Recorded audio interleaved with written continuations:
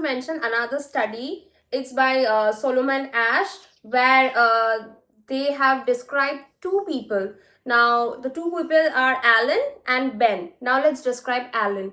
Alan, intelligent, industrious, impulsive, critical, stubborn, envious. Let's go to Ben. Ben is envious, stubborn, critical, impulsive, industrious, intelligent. So while these two people were described in front of the people that were being studied and they were asked who is a better person, the majority of the people gave the review that Alan is a better person. Now let's take a different example. A very hyperactive boy or girl in class who is not paying attention in class, who is breaking the rules, who is doing everything that they are not supposed to do in school or in a university. A person who is very famous for doing notorious things, basically disturbing the education sector's environment, which I'm not supporting. But that person's intelligence is considered as stubbornness and bad sport, basically, not seen in a good way.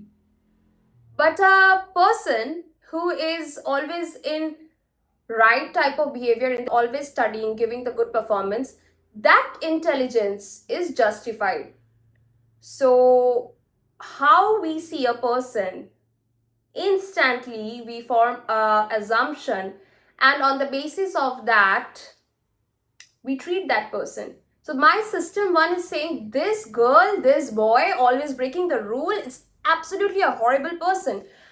But who knows? Maybe in some situation they turn out to be the best person to help you out, to treat you nicely. You never know. There is no such guarantee that the student who is performing really well in academics and is really a good person right now is going to be a really good person in the future. That depends on the environmental factors, that depends on the parenting factors, that depends on so many other factors. And just like that, in this study, Alan is considered to be the better person than Ben because the first three adjectives are very positive about this person. First three adjectives used to describe Alan is very positive. It is intelligent, industrious, impulsive. So all justified. Intelligent, that's why he's stubborn, that's why he's industrious.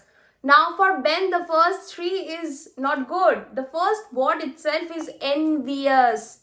So already I am looking at that person with a negative light. Ugh, envious person. Right. So the first impression becomes the last impression, but